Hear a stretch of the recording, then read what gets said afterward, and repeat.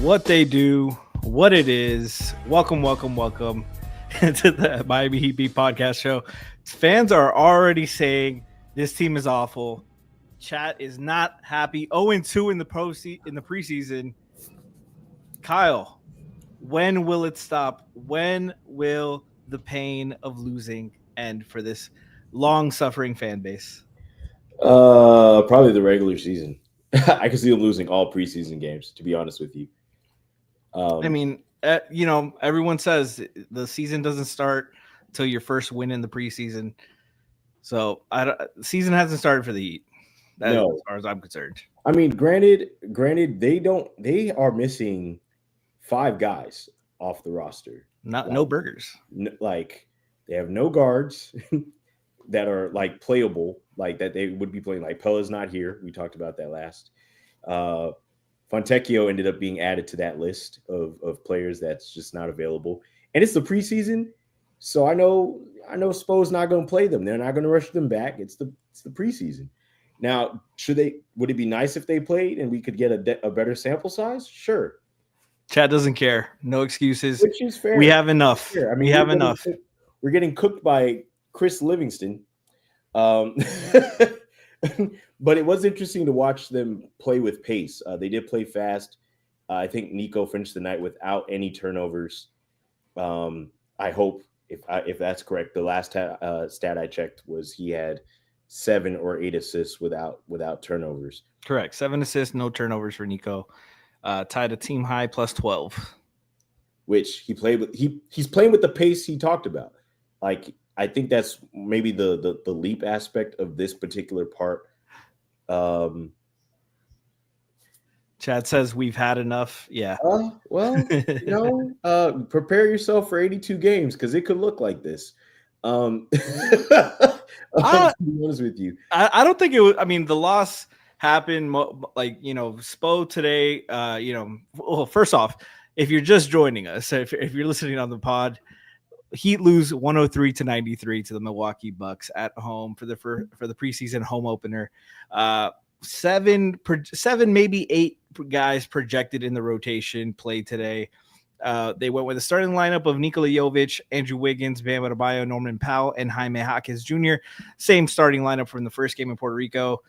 Today, as Kyle mentioned earlier, no Fontecchio. He had a minor injury, so they just kept him out. And today, unlike Game 1, today Spo did go hockey subs. So there was like no blending of the starting lineup with the bench, and the starting lineup. The only ones who played a little bit with the bench was like Jaime and Niko. Bam, Wiggins, and Powell played 16 minutes, and then they hit the showers right after. We got a super chat from Jay. It says Kyle's mustache looks glued on. Do you have the Klay Thompson? You take it off after a long day of work and hang it on the coat rack? Absolutely not. It's all homegrown here. You've had enough on that facial hair. Chad says, why did Gardner keep fouling with 9 seconds left? That's Heat culture, baby. Game's not over till it's over. Right. I mean, I liked his energy. I will say that. I liked his energy throughout the game. He plays with an edge. Oh my goodness. Chad says Kyle has the community darkest timeline facial hair. He kind of does. I see it. I mean, when they're right, they're right. Chad begged you there. Oh my goodness. But the point of the matter is, I think they played with some energy. The game, I think, and I think, oh my goodness, what is happening in the comments? Go ahead. I think the thing is they played with the pace they were going to play with. I think they initiated some good things.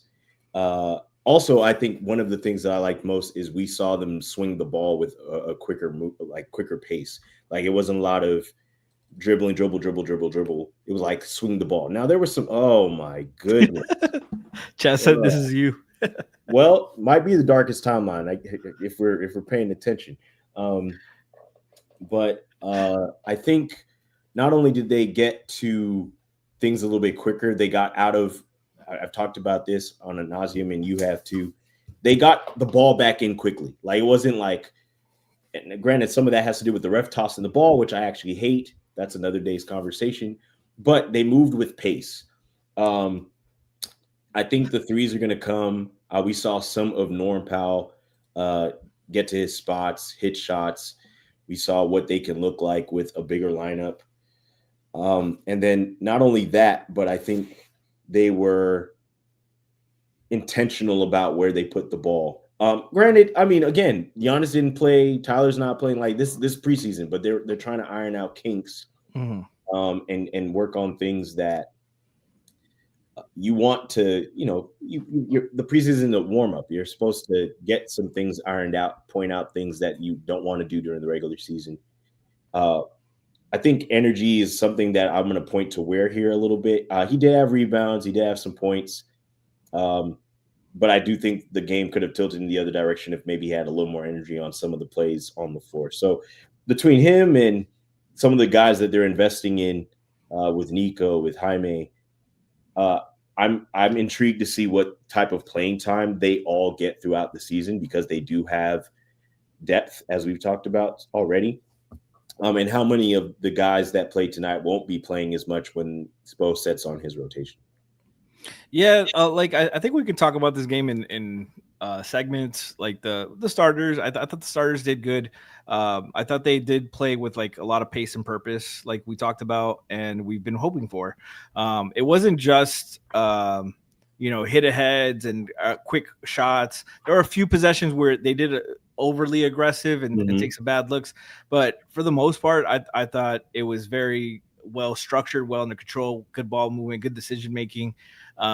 Which, I think is Spo's biggest concern with playing pace. Just, guys, it's not about just about running. It's about running and being in control and being purposeful, knowing where to cut, still spacing the floor correctly, making the right passes, making the right decision cuts and shooting open shots. And we saw a couple, nice highlights. Niko had a few nice passes. We talked about the 7 assists. I think it was Powell to Wiggins for the alley-oop. It was a nice one. Powell got open a lot, pushing it early. Wiggins looks comfortable these last few games, just how they're running. And Powell went on a little flurry, 18 points on 6-12 shooting, 3 for 6 from deep.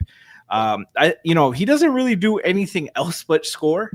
But he can score, and the Heat desperately need that. They did need scoring, and especially with Tyler out, they're going to need his scoring punch and his ability to get to his spots. I think, having a player that isn't going to dribble himself out of a game, which is great. I am taking shots at Terry here. But being able to get to your spots and be decisive about what you're going to score, where you're going to score from the floater. We saw the 3. We saw the drive directly to the basket. So he has some pep to his step in playing. He does play with the pace that I think Spo wants.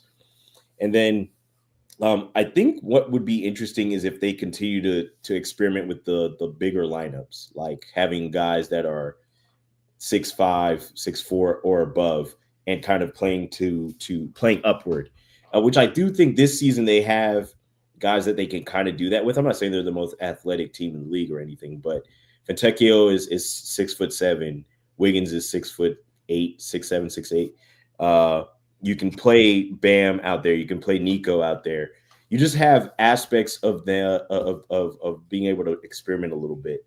So I'm hoping that's what Spo's going to play big. He's not going to do the thing where he plays down to size to play faster. I hope he plays the guys that have wingspan that can play both ways, and does experiment a little bit. I'm intrigued to see what Pella was going to look like with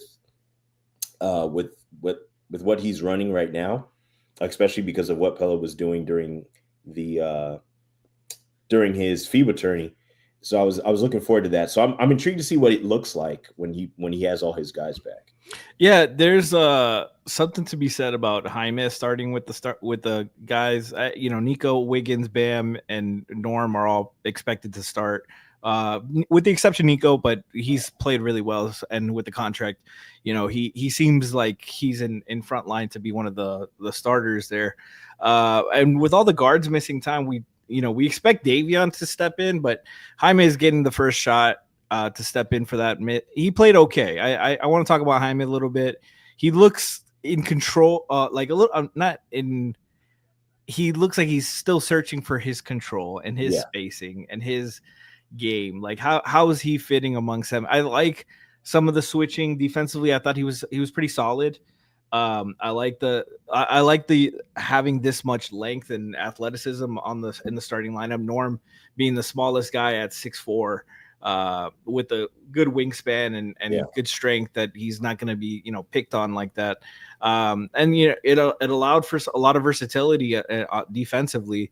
But Jaime, he's still looking for his pockets, and this whole unit, the off the bench didn't have much shooting. Kalel was the only one who hit a 3 off the bench, and they took a lot of threes today. Norm is really the only real shooter. Niko is respectable. Wiggins is respectable, but there's not great spacing. What overall, what do you think about Jaime, his play? I think I like the on-ball reps, which is what you want for him to get comfortable having the ball in his hands, because I do believe he won't start once the season starts. So him being able to come off the bench in the second unit and use some ball handling responsibilities, control pace, is really what this is all for.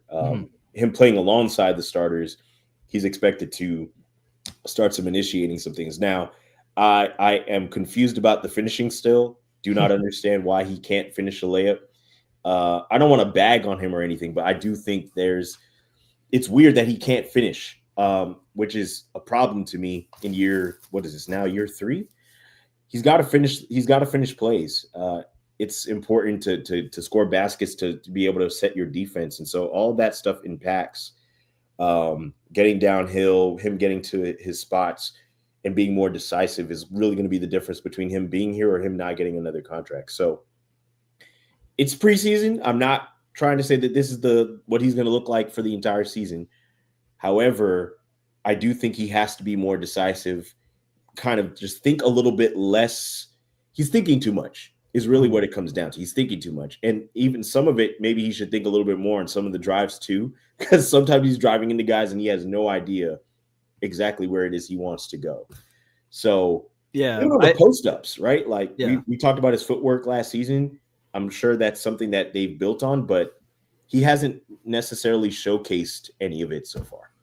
Yeah, and this was one of my concerns when he was in college. It was just his game. It was a lot of him doing stuff offensively, running a lot through him in the pinch post, 18 feet in, him going to ISOing and going to work.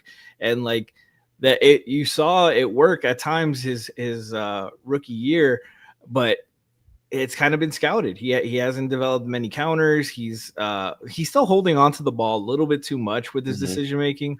Bam talked about this in Anthony Chang's article about the pace, and a lot of it is just about quicker decision making, just moving the ball, getting off the ball quicker. And there was definitely glimpses where I felt like Jaime drove. There was one possession specifically where Jaime drove, got 2 feet in the paint, but didn't beat his man and didn't get an angle. Didn't get anything, didn't bump his man, where I feel like he needs to really get stronger. And he's not going to get much faster. He was never a great athlete. Like, he can dunk, and that's what people have always held on to. But he's not a great lateral mover, and he needs to get a lot stronger. He still needs to have that advantage, especially when he's playing against guards. And, he's playing the one basically, and he's not bumping smaller guards off of him. He's not getting to the cup enough.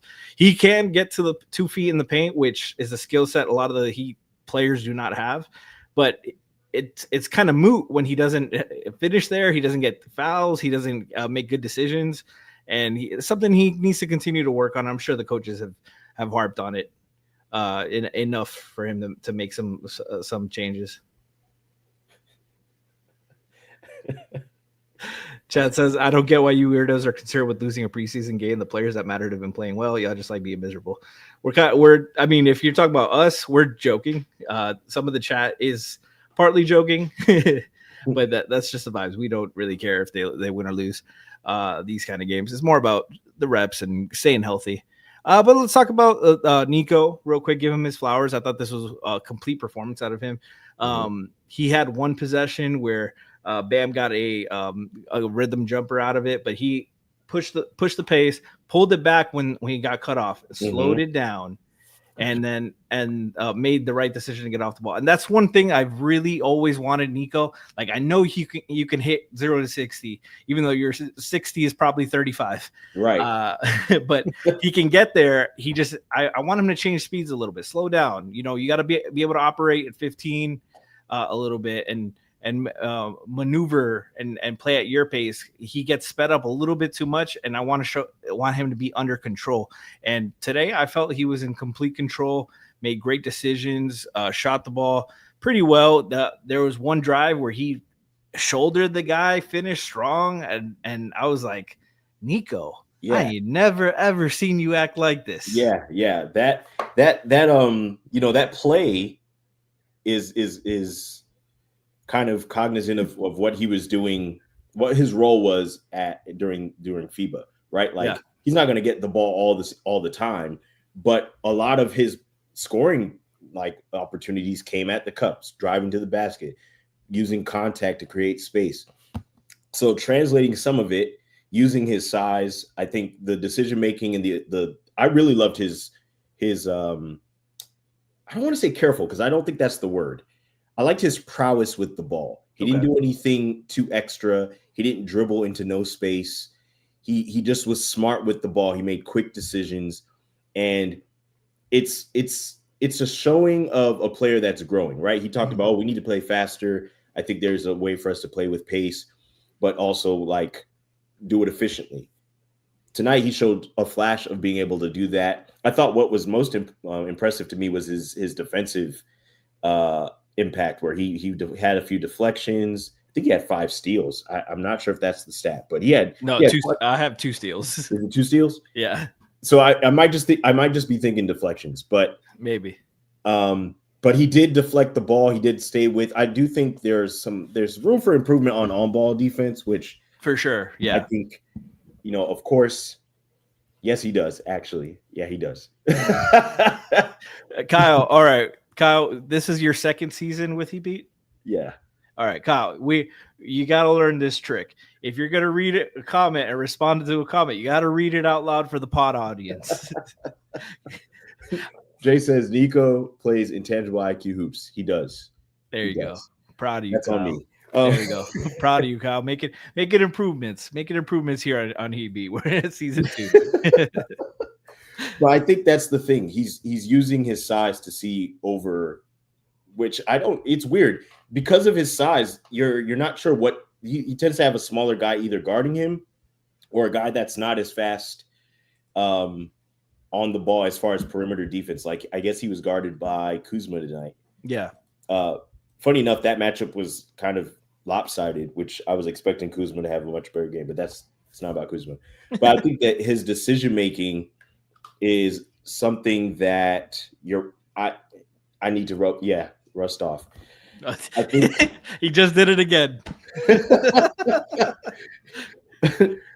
But yeah, I think that's the important thing. You just want to see him grow his decision making, grow his ability to handle the ball and handle the responsibilities of ball handling. Yeah. And with that, you can probably open up some lineups on him handling the ball and making more decisions if he's able to continue to string along his prowess of no turnovers. So yeah, I think for sure that's a good sign for him, maturing, growing. And there was one possession where he got blocked. I think he got blocked or fouled because he showed the ball too much in transition. Next possession is next chance he got was the one where he bumped the guy off of him and finished with with style and grace, and that was great. And I want to switch off Niko because I'm a little concerned through 2 games just because a little bit about Bam, Kashad, and Ware just not taking care of the ball enough. No. Bam, awful turnover game, 5 turnovers in 60 minutes is awful. Some of it was, miscommunication and stuff, but a little sloppiness, but just you want to see that get better. Well, Bam has had some turnover issues in the past, so we want to see that get better. For Kashad and Kalel, combined for 9 turnovers. Kashad's been pretty disappointing for me. Kalel has gone through ups and downs. I do want to give them some grace because they are playing with Sioux Falls. And, besides 8 minutes of Drew Smith, they don't really have another, guard that can really handle, make decisions. Yeah, make it easy for them. And I think that's what we were talking about earlier. Chet asked if did Precious play. He did play a few minutes. Yeah, 9 minutes for Precious. He didn't play a lot of minutes, which I think is on purpose. Again, it's preseason. It's the second game of the preseason. I think the thing with that is, again, we have Davion is out, Pella's gone, Tyler's not playing. You got there, and then Drew didn't play a whole bunch of minutes with them, and I think they're monitoring how many minutes he's going to play because he just got back for sure. So I think once you have, I know those are 2 guys who I believe depend on having a guard to set them up. 100%. They're not ball handling, even guys. Bam, right? And I mean, Bam doesn't really have a guard that sets him up either, but it's a different conversation to have.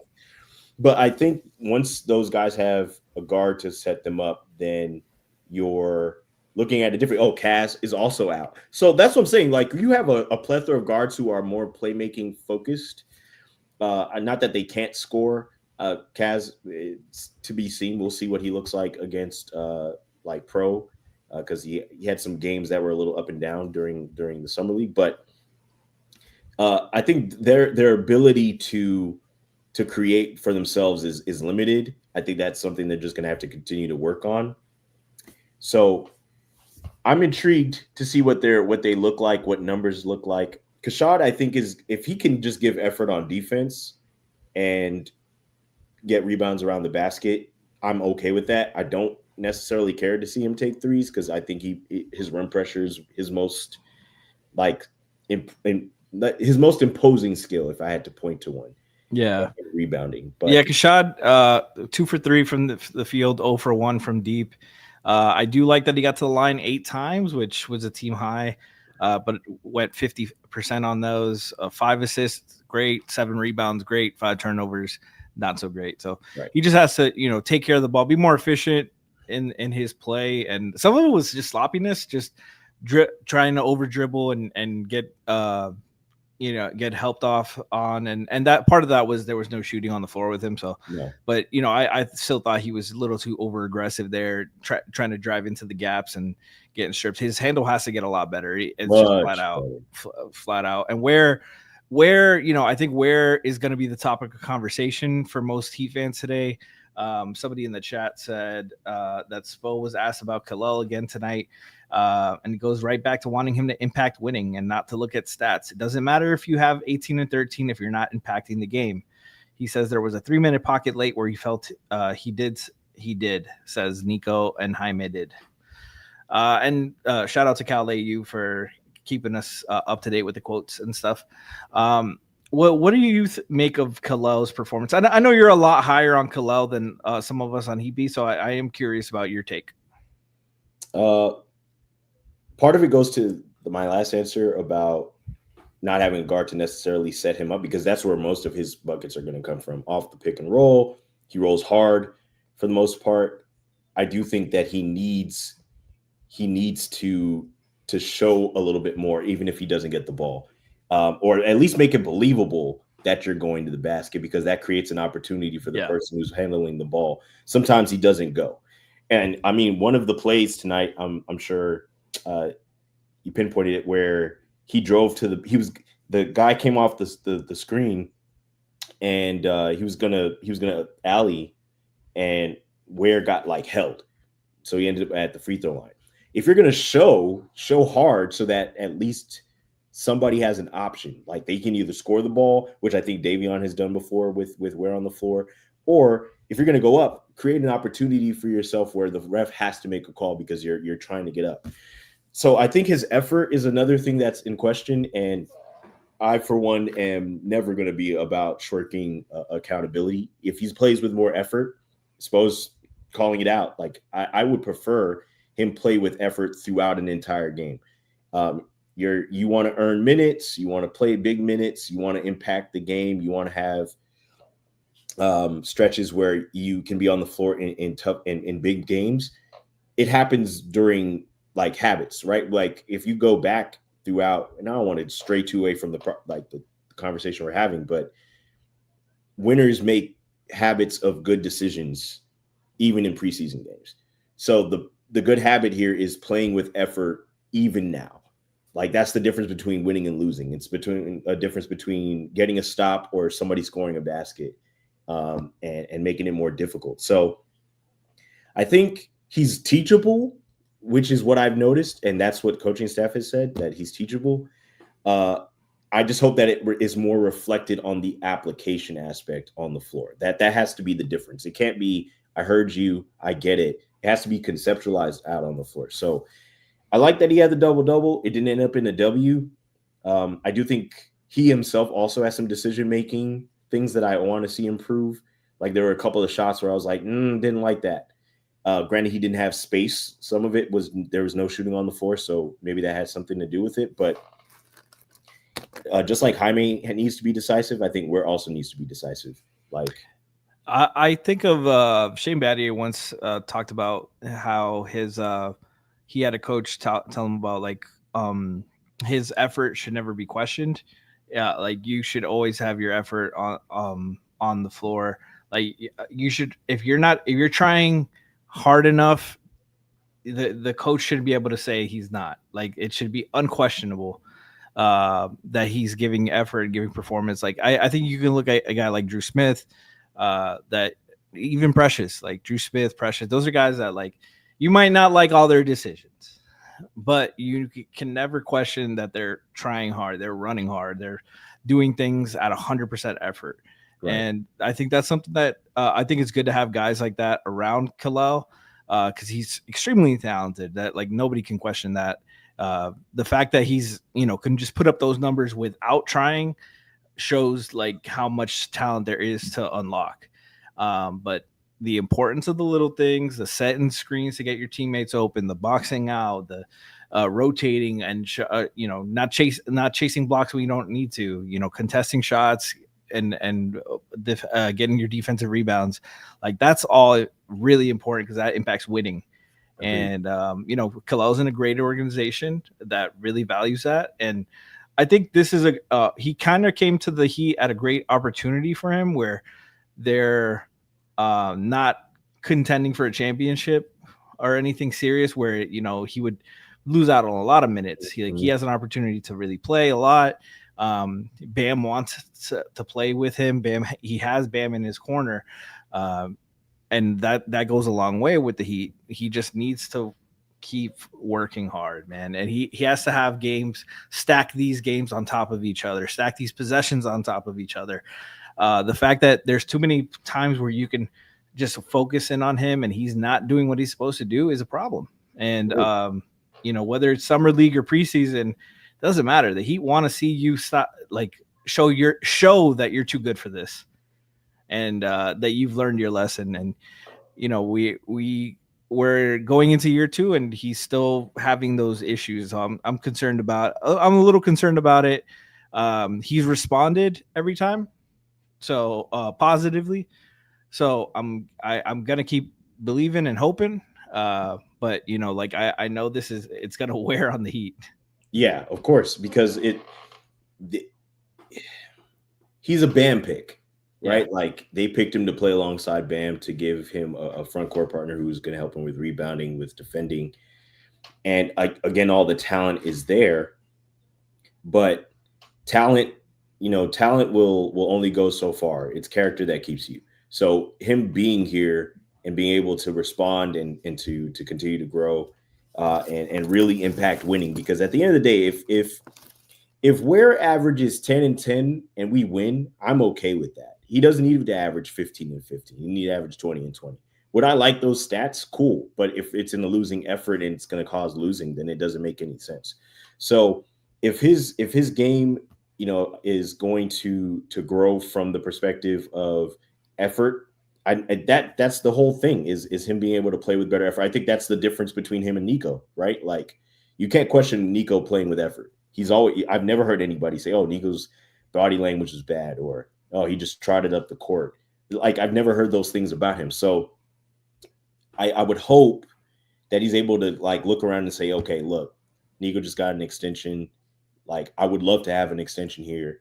The only way I can do that is by adding the talent to the effort and being able to play the way the team needs me to play. So that's what I'm hoping for, but we'll see. Yeah, I also think once they get a little healthier with all the guards, it'll help him. Like you mentioned earlier about setting him up for easier stuff, and you always hear the stuff about big guys being sensitive, like they have to reward the big men for running, big men for this, big men for that. So he could just have a little bit of that in his a cabinet of issues. But I think there's a lot to work with, and the Heat had opportunities to sell if they wanted to get rid of him and get off this, but they obviously held on because they also value him as a player, as a person, and I think it's important that they continue to work on him. I'm a little annoyed that we haven't seen any Kalel and Bam line minutes. Not one. I think it's just a little frustrating because like you want them to work on these kinks in the preseason, like against opposing teams. Last season, they were doing hockey subs with the starting lineup all preseason. The starters didn't play a minute with the bench, and you saw them get off to a weird start because there's no cohesion. So I'm still a little concerned about this because you got, Bam hasn't played a minute with Kalel. If they need it in the game, how are they gonna look? Like it's not even about the scouting report. Like this is a season where they need to be trying to get as much growth and confidence as they can. And we're still struggling with that. I mean, what was it? They played before the start. I don't want to go too much back into last season, but I think they had played like 5 minutes in like 5 games. And I was like, okay, well, that doesn't make any sense. You got to play them together. I hope that we're not reverting to them not playing together. That makes zero sense to me. I think, at least from the defensive end, you want them on the floor together to see deterrence at the rim, especially if you're going to play. Like tonight, I was hoping you would get a lineup of Bam, Ware, Wiggins, Niko, and maybe you have Norm out there just to experiment with it. That to me is an interesting lineup because you have Niko as a ball handler, you have Norm as a ball handler, you have Wiggins. So you now have Ware and Bam to kind of play whatever kind of defense Spo wants to. It's a preseason that you're trying to experiment with what you could possibly have in the regular season. And for whatever reason, while I'm okay with building habits, I'm also not okay with building like stale. Like it shouldn't be stale already. we should be swapping around guys on in and out to see what they look like together. What flow do you get? What kind of chemistry do you get from them? So yeah, it's funny because they, I'm pulling up their stats together again. They played 541 minutes of regular season. They were a +6 together, a net rating. So that's really good. And Chat Six was going to experiment with the Bam and Precious lineup. So I went back to the only season they played together. Bam and Precious together played a whopping 7 minutes. They were a -43.75 net rating. Just to show you that Spo was not about that lineup.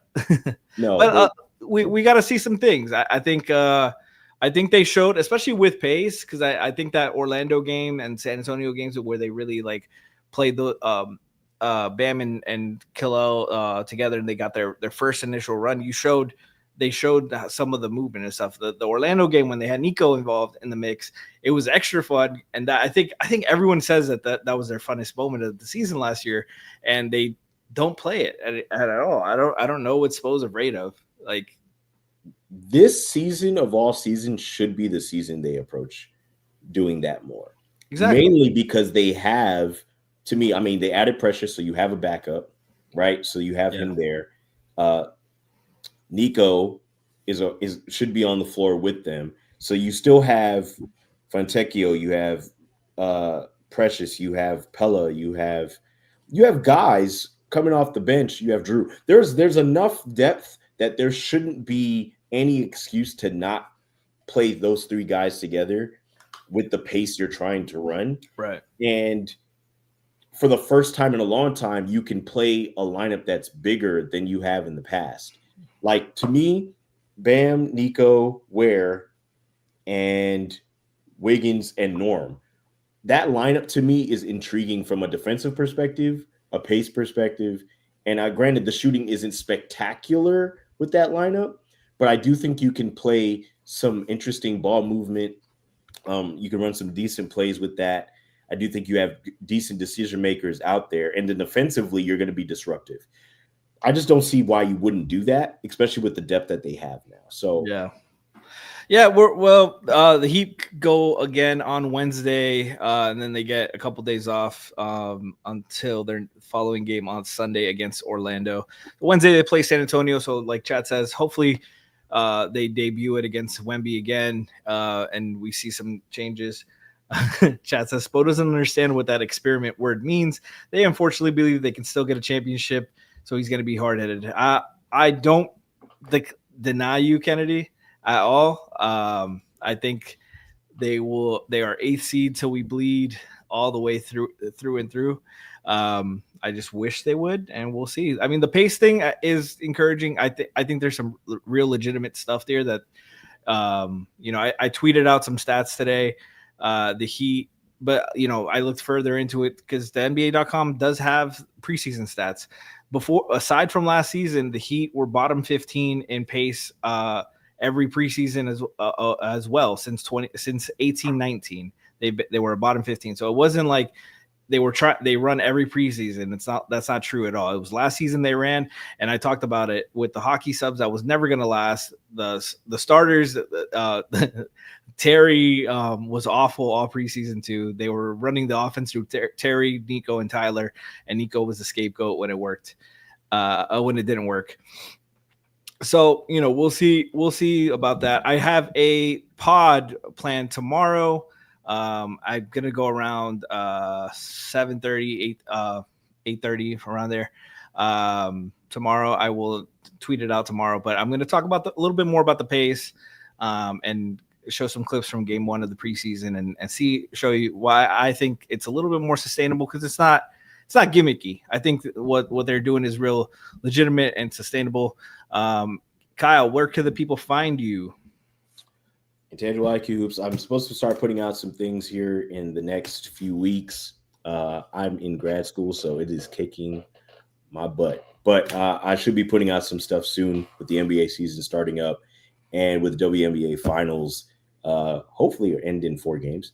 I haven't been keeping up with that. Who's up in the WNBA finals? It is the Aces, actually. They're up 2-0. Who would have thought?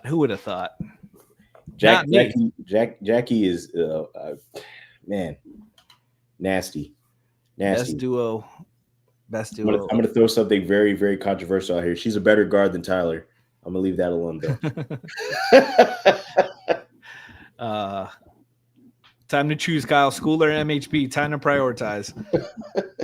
I'll tell you what, Kyle chooses every time the show's about to start. He's never ready. Shout out to Kyle. He's never on time. We have I'll be potting. I'll be tweet on Twitch tomorrow for my own stream. IB Franky G. Twitch.tv/IB Franky G. And then after stream, I will be jumping onto Heat Beat to talk about the pace and show some clips. So join me for some fun tomorrow. And Wednesday, we will cover you for preseason as well. Chat says Jackie Young might have bigger arms than Tyler. Longer for sure.